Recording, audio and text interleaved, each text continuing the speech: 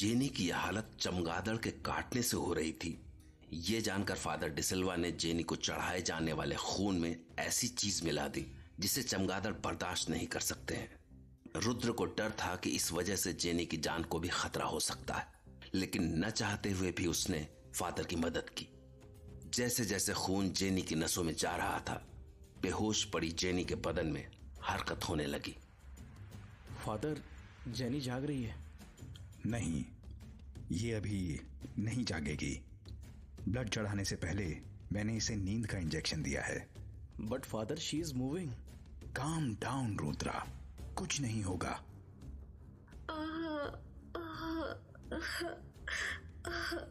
Father, कुछ गड़बड़ है। ये ब्लड इसकी बॉडी को सूट नहीं कर रहा है। देखिए ये कैसे तड़प रही है। रुद्रा, इट्स ओके, कोई प्रॉब्लम नहीं है। लेकिन अगर तुम ऐसे पैनिक करोगे तो प्रॉब्लम क्रिएट हो सकती है। तुम जेनी के हाथ कसकर पकड़ो, वरना इसे चोट लग सकती है। फादर, आपने क्या किया? I want you, stop creating panic और get out of the room.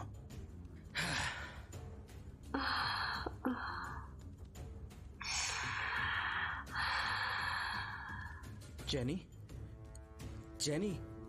Rudra, she is okay now. वो सो रही है, तुम उसकी नब्ज चेक कर सकते हो।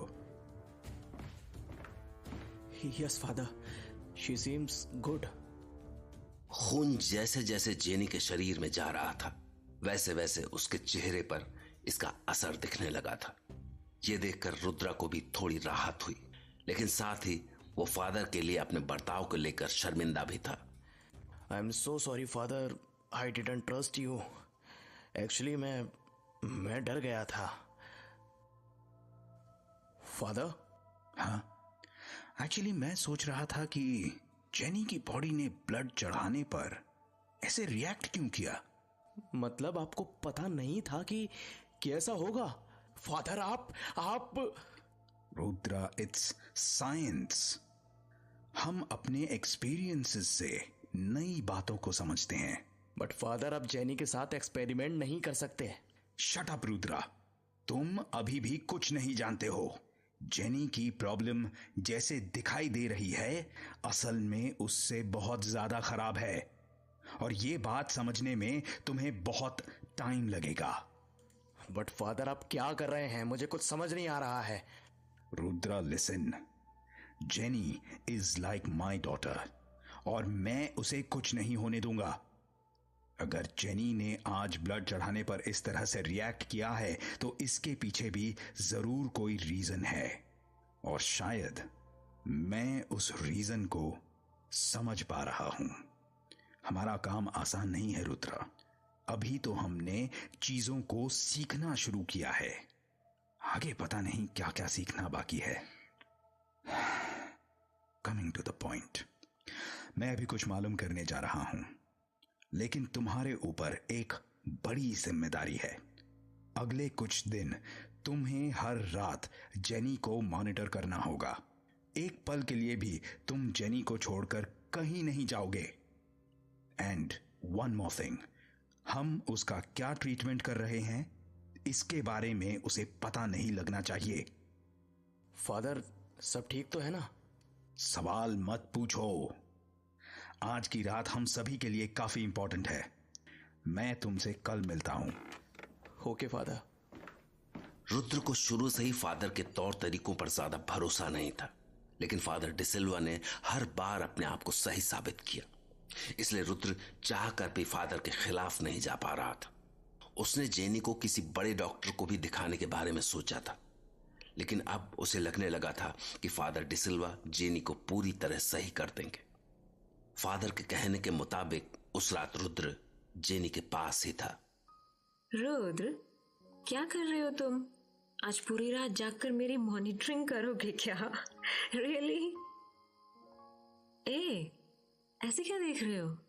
देख रहा हूं कि हंसते हुए तुम कितनी अच्छी लगती हो। काफी टाइम से तुम्हें ऐसे खुलकर हंसते हुए नहीं देखा। अब तुम सो जाओ, मैं रात को यहीं तुम्हारे पास रहूंगा। अच्छा, तो मैं सो जाऊं? और तुम रात भर यहीं मेरे पास बैठे रहोगे।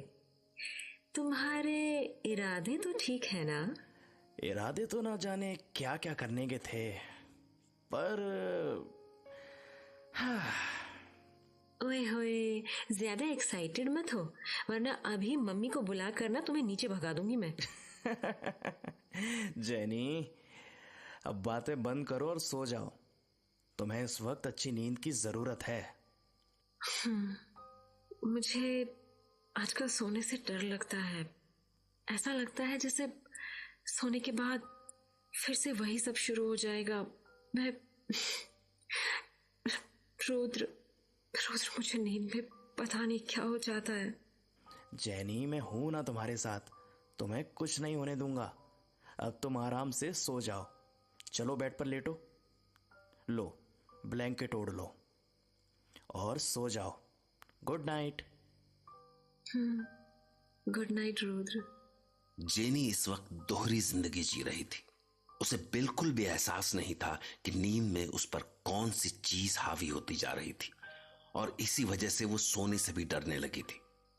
उधर रुद्र अपनी नींद रोके जेनी के पास बैठा हुआ था। रात आधी से ज्यादा बीत चुकी थी और रुद्र पर नींद हावी होने लगी, लेकिन तभी उसे कुछ आवाज सुनाई थी। रात भर जागना कितना मुश्किल होता है। और ये आवाज किस चीज की आई थी? ये आवाज तो खिड़की से आ रही है, लेकिन मैंने तो खिड़की बंद कर दी थी। एक बार फिर से चेक करता हूँ। लाइट ऑन करूँ? नहीं, जेनी की नींद खुल जाएगी। मैं टॉर्च ले लेता हूँ। ये खिड़की तो बंद है, फिर आवाज किस चीज की आ रही थी? शायद बाहर से आ रही होगी। यार, रात को हर चीज की आवाज कितनी अजीब लगती है। हर आवाज डरावनी लगती है। और जेनी तो इस रूम में अकेली रहती है। मुझे लगता है ऐसे माहौल की वजह से ये और परेशान हो जाती होगी। आ गए तुम? हाँ, जेनी, मैं आ रही हूँ। ये क्या कर रही है? ये बेड से क्यों उतर रही है? जेनी, जेनी, जेनी, वापस आओ। हाँ हाँ जेनी, बेड पर वापस आओ। चलो सो जाओ। हाँ हाँ। How scary. ये ऐसे उठकर जागा रही थी। ओ जेनी, तुमने तो मुझे डरा ही दिया था। अब ये क्या था? पक्का ये आवाज खिड़की से आई है, जैसे कोई चीज खिड़की से टकराई है। मैं देखता हूं। यहां तो कुछ नहीं दिख रहा है। टॉर्च की रोशनी डालकर देखता हूं। कुछ दिख नहीं रहा है, लेकिन आवाज यहीं से आई थी। क्या चीज होगी आखिर? मुझे खिड़की खोलकर देखना चाहिए। हाँ, बाहर कितनी ठंडी हवा चल रही है। शायद इसी हवा में कोई चीज टकराई होगी खिड़की से।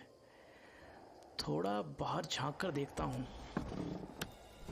ओह शिट, क्या था ये? ये तो एक चमगादड़ है। ये तो यहीं चक्कर लगाने लग गया। भगाता हूं इसे। हे, हश हश हश, हट हश। कितना बड़ा चमगादड़ है ये तो जा ही नहीं रहा है। ऐसा करता हूँ, टॉर्च की रोशनी डालता हूँ इस पर। रोशनी से ये जानवर डरते हैं। हाँ, ये ले। हाँ, अब देखता हूँ। हाँ, गया यहाँ से। हाँ, वापस बंद कर देता हूँ ये खिड़की। हाँ, जेनी, तुम कब आई? मुझे डरा ही दिया था तुमने तो। चलो बेड पर चलो। हाँ। चलो सो जाओ। Good night. इतने स्कैरी माहौल में तो अच्छे भले इंसान की तबीयत खराब हो जाए। मुझे तो लगता है कि जेनी की तबीयत बिगड़ने का रीजन शायद यही है।